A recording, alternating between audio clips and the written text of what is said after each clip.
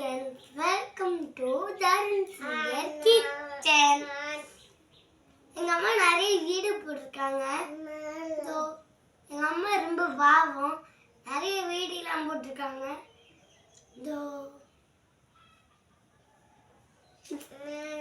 ஒரு ஸ்டாண்ட் வாங்கியிருக்காங்க, அதுக்கு காசெல்லாம் வேஸ்டா போயிருக்கு.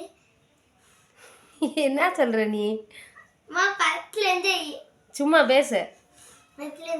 டேய் சும்மா பேசுற.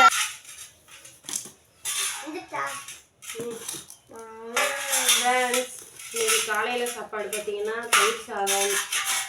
வேற உட்காந்துருந்தேன்.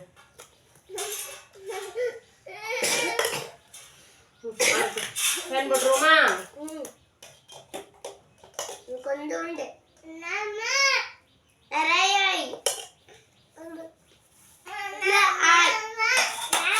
ஃபேன் வேணுமா?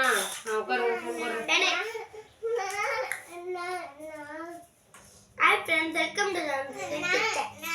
போட்டாச்சு, உட்காரு. போட்டாச்சு, போடு. நீ சாப்பிடு, டைம் ஆயிடுச்சு, போகணும். உட்காரு, உட்காருங்க.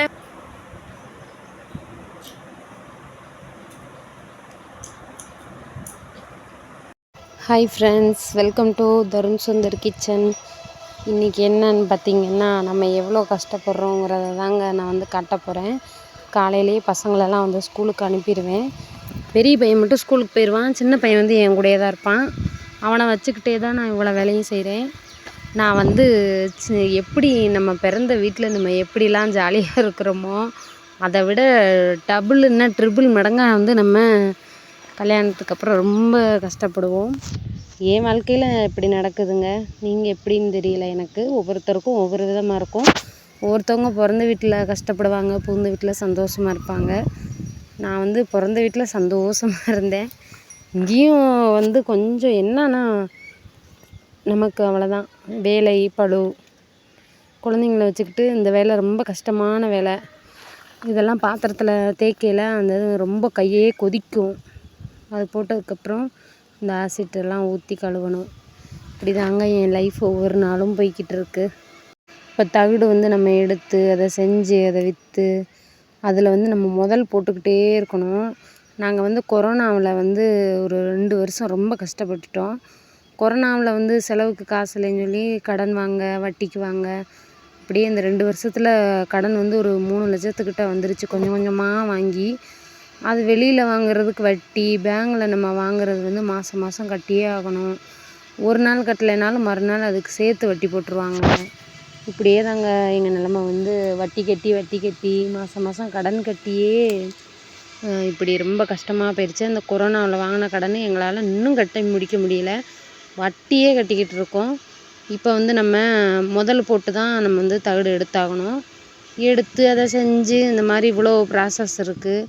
இந்த வேலையெல்லாம் முடித்து விற்க கொண்டு போனால் பேரம் பேசி அதையும் வாங்கிடுவாங்க. நம்ம மக்கள் பேரம் பேசி வாங்கினாலும் ஒரு 2 ரூபா குறைச்சி வாங்கினாலும் தான் அவங்களுக்கு சந்தோஷமாக இருக்கும். இந்த மாதிரி பாத்திரம்லாம் விற்றதுக்கப்புறமா அதில் நம்ம மாதம் மாதம் வீட்டு செலவு இருக்குது. அது போக நாங்கள் வட்டி கட்டி ஆகணும், கடனும் கட்டி ஆகணும். இல்லைன்னா வீட்டுக்கு வந்துடுவாங்க தேடி. இதெல்லாம் கட்டு போக நம்ம மறுபடியும் அந்த தகடு எடுக்க முதல் இருக்காது. முதல் இல்லாமல் ஒரு 7 மாதமாக நாங்கள் அந்த தொழில் பண்ணவே இல்லைங்க. ரொம்ப கஷ்டமாக இருந்துச்சு. எங்கள் வீட்டுக்காரர் பாத்திரம் வாங்கி விற்க ஆரம்பித்தார். அதில் லாபமே இல்லை. நம்ம செஞ்சு விற்கிறதுலையே லாபம் இல்லாமல் கடன் கட்டிக்கிட்டு இருந்தோம். இப்படி வீட்டில் உள்ள ஒவ்வொரு பொருளாக கொண்டு போய் அடகு வச்சு விற்று நிலமை எப்படியோ ரொம்ப கஷ்டப்பட்டு வாழ்ந்துக்கிட்டு இருக்கோம். வீடு ரொம்ப மோசமாக இருக்குது. இதை காலி பண்ணி வாடகைக்கு போனால் சின்ன வீடே 5000 ரூபா 6000 ரூபாய்க்கு குறைஞ்சி வாடகை கொடுக்கறது முடியாது. அதுக்கு கீழே வாடகை கொடுக்குறதா இருந்தால் தண்ணி இருக்காது, லெட்டின் பாத்ரூம் இருக்காது. இந்த மாதிரி தாங்க கும்பகோணத்தில் நாங்கள் ரொம்ப கஷ்டப்பட்டு வாழ்ந்துக்கிட்டு இருக்கோம். எங்கள் வீட்டுக்காரர் பாத்திரம் செஞ்சிருவார். செஞ்சுட்டு இந்த பாலிஷ் அடிக்கிறது, பொட்டு அடிக்கிறதுலாம் அவரே அடிச்சிருவார். ஆள் வச்சு தான் அந்த வேலை செஞ்சாங்க.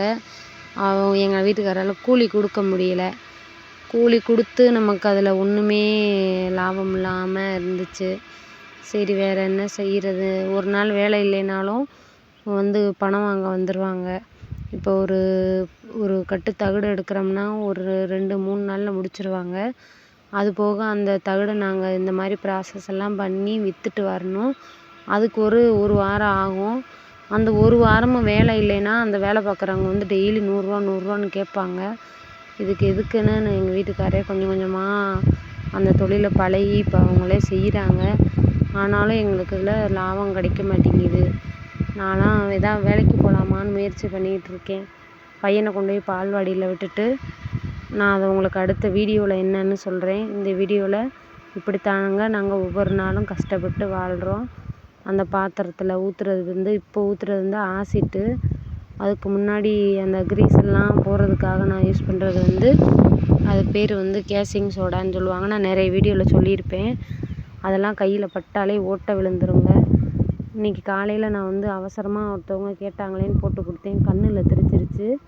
கையில் பட்டாலே ஓட்டை விழுகும். கண்ணில் பட்டால் என்ன ஆகும்னு நினச்சிக்கோங்க.